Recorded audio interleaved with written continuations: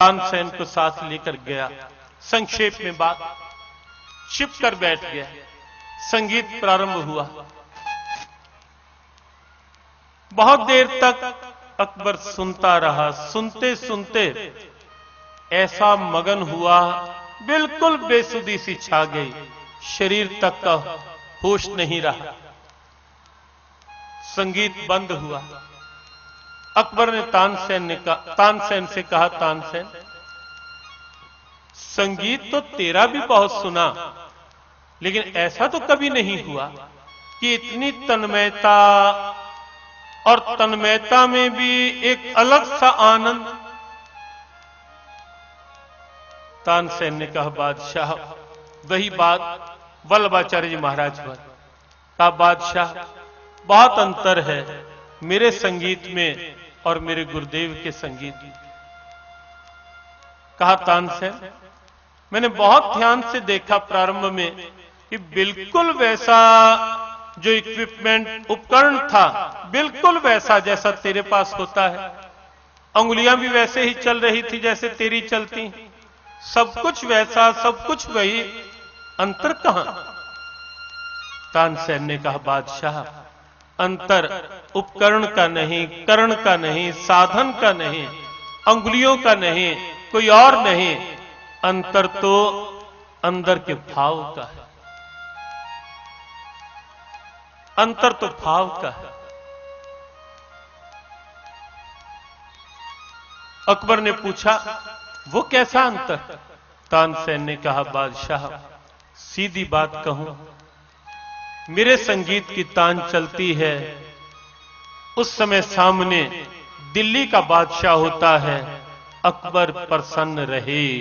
केवल इसलिए मेरे संगीत की तान दिल्ली के बादशाह की प्रसन्नता के लिए चलती है, लेकिन बादशाह, मेरे गुरुदेव के संगीत की तान जब भी चलती है, वहां कोई दिल्ली का बादशाह नहीं होता, वहां तो सामने केवल त्रिलोकी का बादशाह होता है। वहां कोई और सामने नहीं होता बादशाह, वहां तो केवल त्रिलोक्य का बादशाह, दूसरा कोई नहीं। बस ये अंतर है भाव का। एक बात गीता की प्रेरणाओं के अनुसार व्यवहारिक जीवन के लिए, आपके करने के लिए कल इशारा किया था कि केवल उपदेश की बात नहीं, और सच्ची बात यह है कि उपदेश का अधिकार भी नहीं। ऐसा लगता है, ऐसा विश्वास है कि उपदेश का अधिकार तो केवल गोविंद के पास, उपदेष्टा तो केवल गोविंद ही है। ये तो उनकी बात, उनकी प्रेरणा, उनका शब्द, उनकी कृपा जो वाणी से निकल रहा, उपदेश तो उन्हीं का है। लेकिन एक व्यवहार की बात जो हम सबके जीवन की एक प्रेरणा, सनातन संस्कृति में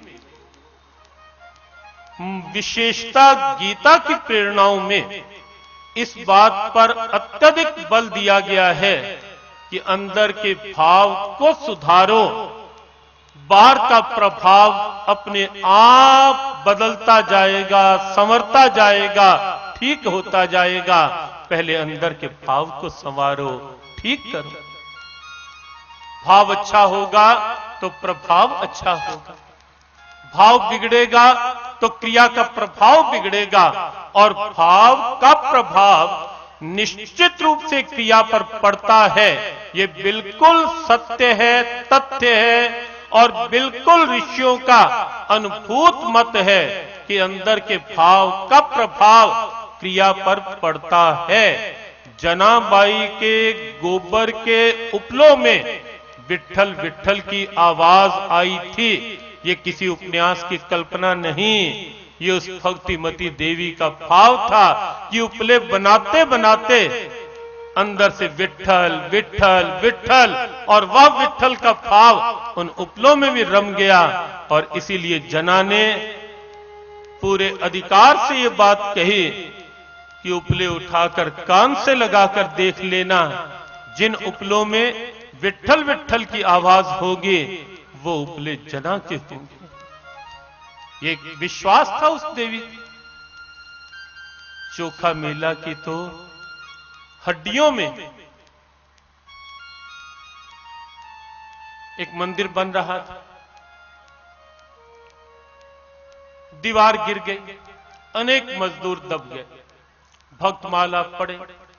आपको बड़ी एक स्तब्ध करने वाली घटना वहां दिखेगी भक्त चोखा मेला के जीवन में।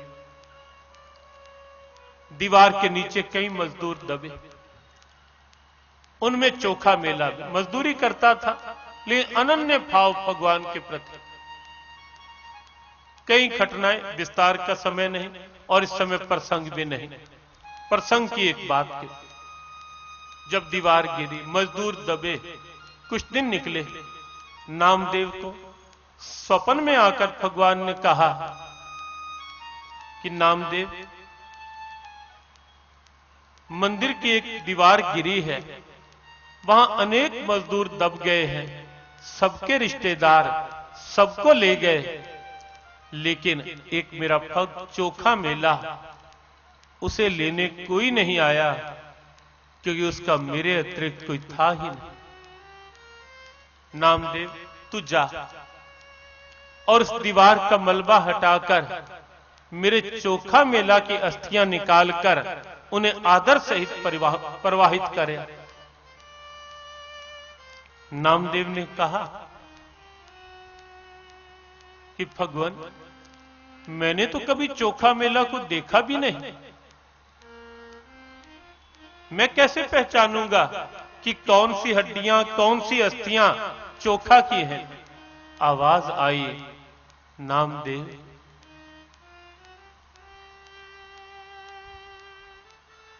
हड्डियों को उठाकर यदि तुझे संशय हो, कान से लगाकर देख लेना, जिन हड्डियों में मेरे नाम की आवाज तुझे सुनाई पड़े, समझ लेना कि वो चोखा मेला की हड्डियां।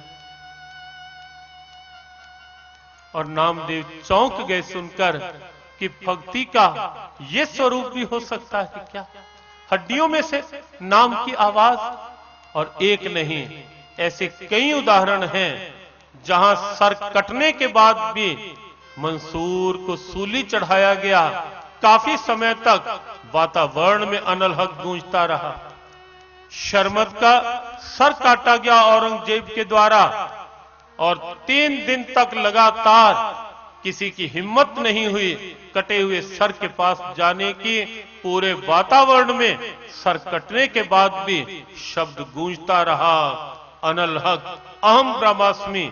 जिस शब्द के विरोध में सर कटा था या मंसूर को सूली मिली थी, सर कटा, लेकिन वह तत्व नहीं कटा, वह शब्द नहीं कटा, वह नाम नहीं कटा, वह अमर भाव का प्रभाव निश्चित रूप से पड़ता है, निश्चित पड़ता है।